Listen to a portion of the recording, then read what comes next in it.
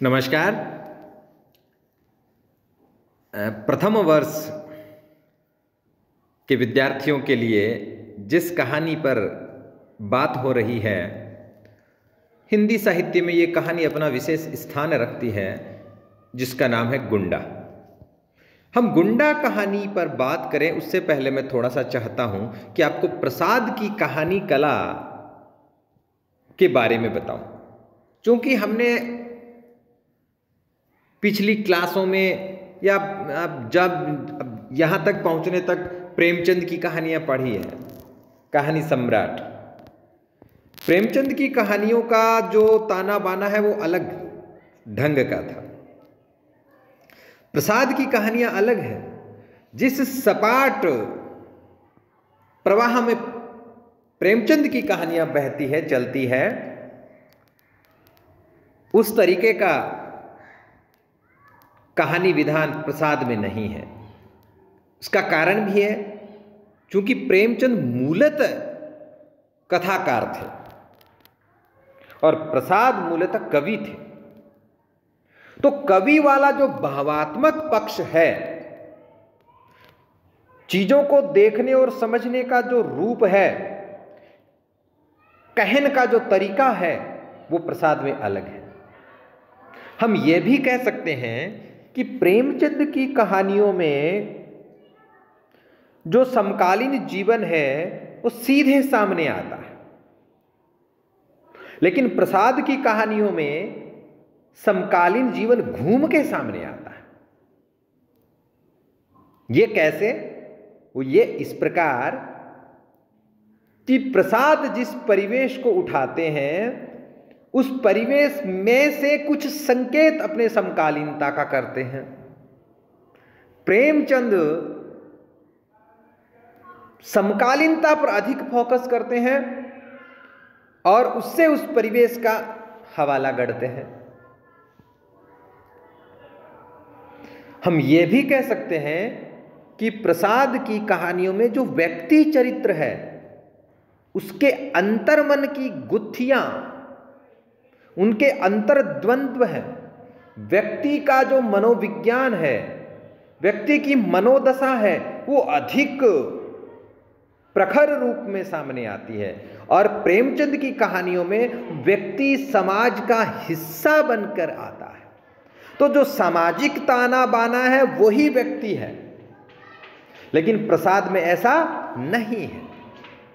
प्रसाद व्यक्ति को उसकी अपनी इयता में रखते हैं।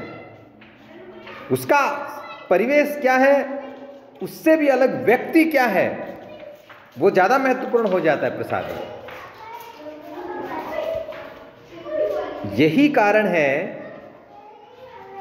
कि एक तरीके से हम ये कह सकते हैं, हमने देखा है प्रसाद की पुरस्कार कहानी।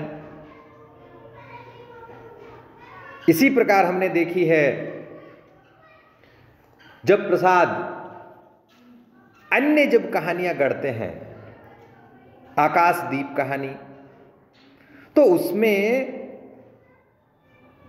एक दो धाराएं एक साथ चलती हैं। एक युग परिवेश जो कहानी का विधान है उसके साथ, और एक व्यक्ति चरित्र, और दोनों की अपनी स्वतंत्र सत्ताएं हैं। अगर गहराई में जाकर देखें तो दोनों स्वतंत्र रूप में आते हैं सदैव, और अंत तक दोनों अपनी स्वतंत्र सत्ता के साथ चलते हैं।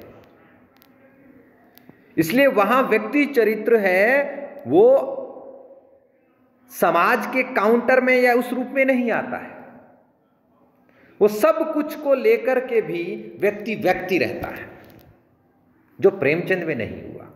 प्रेमचंद जी व्यक्ति को व्यक्ति से अधिक उसको सामाजिक रूप में गढ़ते हैं, और यही कारण है कि शायद प्रेमचंद को पढ़ना बहुत सरल है। प्रेमचंद का प्रभाव भी बहुत अधिक है। प्रेमचंद की कहानी जो प्रेमचंद की कहानियां हैं, उसका पाठक वर्ग भी बहुत बड़ा है।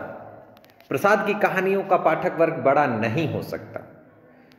सत्य तो यह भी है कि प्रसाद की कहानियां जल्दी सी समझ में भी नहीं आती। उनको समझने के लिए आपको कहानी को बहुत ढंग से, बहुत एकदम गहराई से कहानी को पकड़ के चलना पड़ेगा। जहां भी आपका थोड़ा सा भी ध्यान भटका कि कहानी आपकी पकड़ से बाहर हो जाएगी। प्रेमचंद जी की कहानियां एकदम सरल प्रवाह में चलती हैं, आप उनको आराम से पढ़ सकते हो। हाँ, उनका असर जो है वो प्रभाव बहुत तीव्र है। प्रसाद की कहानियां बहुत गहन और गंभीर रूप से पढ़ी जाती है, लेकिन असर उनका इतना तीव्र नहीं है, वो इतनी प्रभावी नहीं है, असरदायक नहीं है। पाठक को बहुत गहराई में जाने के बाद कोई कहानी का मूल पकड़ में आता है। तो इस दृष्टि से हमें गुंडा कहानी को समझना है। अब हम गुंडा कहानी पर जब चर्चा करेंगे तो गुंडा कहानी का जो विषय वस्तु क्या है, इसकी प्रसाद ने इस कहानी के माध्यम से क्या कहना चाहा है, किस समय का परिवेश इसमें चित्रित हुआ है, और व्यक्ति की जो इयता है, व्यक्ति का जो अपना अस्तित्व है, वो इस कहानी में किस रूप में आया है, उस पर हम आगे चर्चा करेंगे। बहुत बहुत धन्यवाद।